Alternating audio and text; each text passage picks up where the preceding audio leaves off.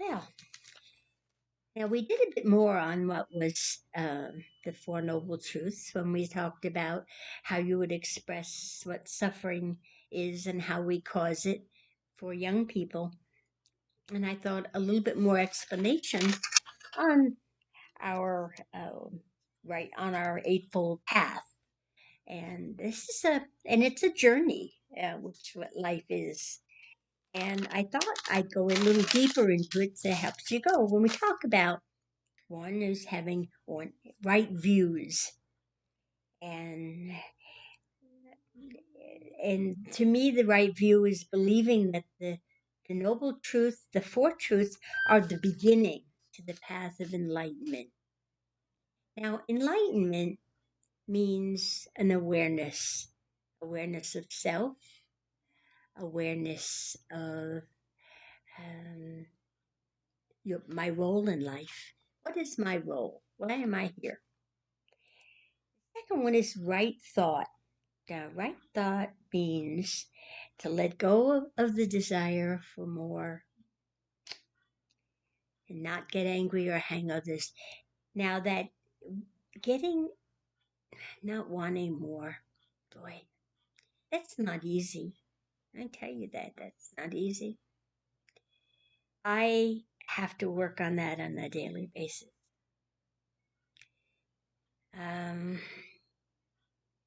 when I find that I'm uncomfortable in a situation, I have to recognize, I repeat myself a lot when it comes to not having control over anybody else but myself. So I have to realize that it's in my thought process. Am I thinking? It's not just a matter of the actions for me. It's am I thinking kind thoughts? I had a woman come up to me outside of a grocery store, and she said, "I like your hair," and it was a little more purple, but I thought that was just exactly what I have to always remember is how important it is to let somebody know that you notice something about them that's positive. Um, when people are changing and they're working on themselves, trying to be better people, it's it's awfully nice when we can let them know that we recognize it. We see that they're heading in a more positive direction. Sometimes the desire to be a better person, I would say, it's kind of lonely because you do it alone. You do it by yourself.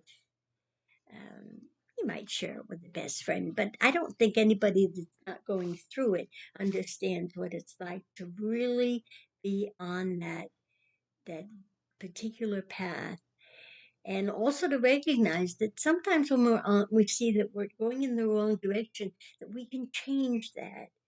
And there's no age limit. There's no time requirement. It's recognition. It's acceptance. This isn't what we want. The third is right speech. Avoid lying, idle talk, abuse, and hypocrisy.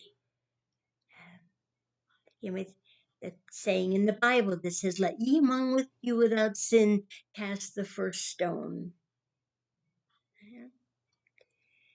None of us are in a position where we have the right to judge someone else's behavior.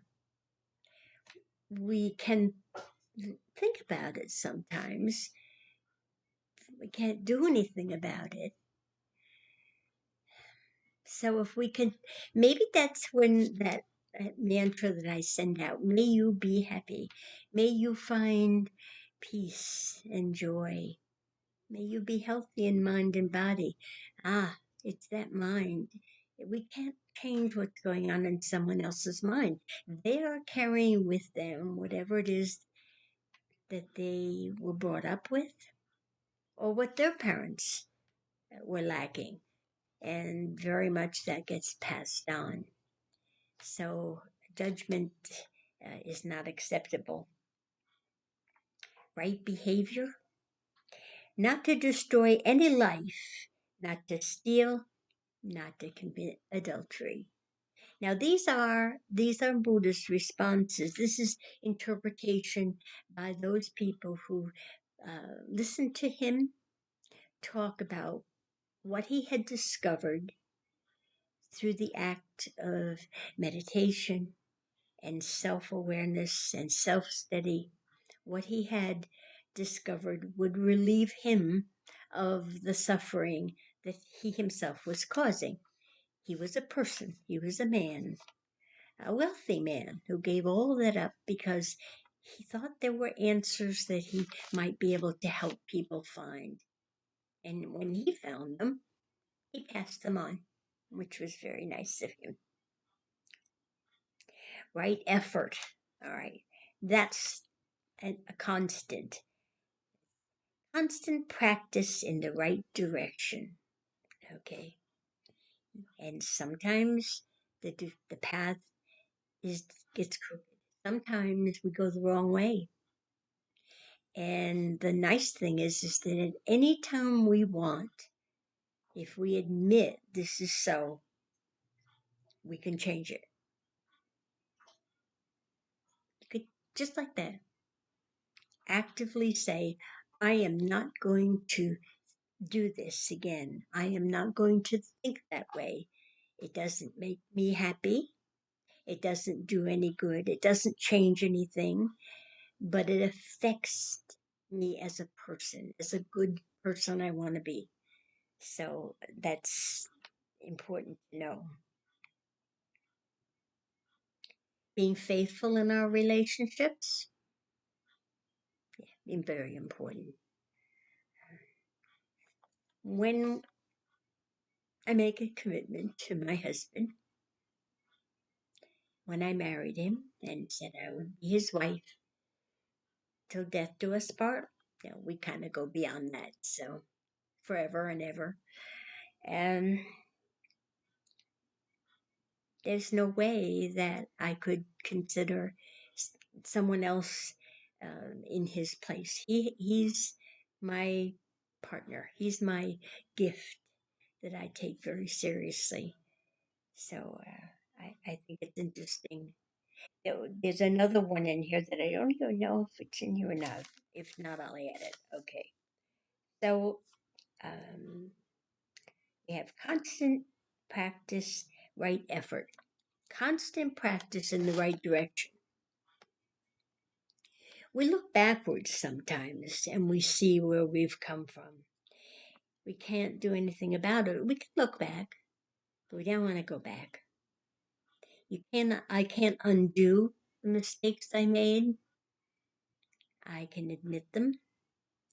I can make amends, which is a way of letting someone else know I recognize that I said the wrong thing or I acted in a way that was not positive, was not loving, and I can change that. But that requires that concentration of self, being aware of my actions, which is important. Right mindfulness means maintaining a pure and deeply thoughtful mind. I have had to work a lot on criticizing others when I see something in my head and recognizing that that's not my role, but still being aware I'm doing it. Whether it's seeing someone that you say, "Oh, they've got such a pretty face that they only lost some weight," or "Yeah, that color really doesn't look good on them." It's just the mind does that. It wanders off, and um, it's not good. And when I do it and I recognize it, I have a responsibility to me to say, "Come on, that's not nice. That's not nice. You don't have to do that." Um, send them some good thoughts. I'll do that. It's much better. Okay, right concentration. Training the mind to remain tranquil as we're search for wisdom, searching to understand the mind's true essence, understanding why we think a certain way, and recognizing whether that's what we really want to do. Um, that requires being critical of ourselves, and that kind of like I want you to love yourself. I want you to look in the mirror and say, I'm a good person, and I'm going to practice being a good person. But that doesn't mean that this I, doesn't have times when I need to change that, when I need to look at it with very, very deep concentration.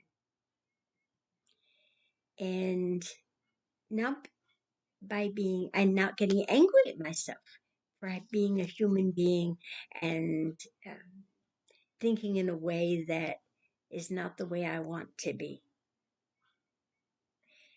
There's a very warm feeling that happens when I recognize that I had an unkind thought.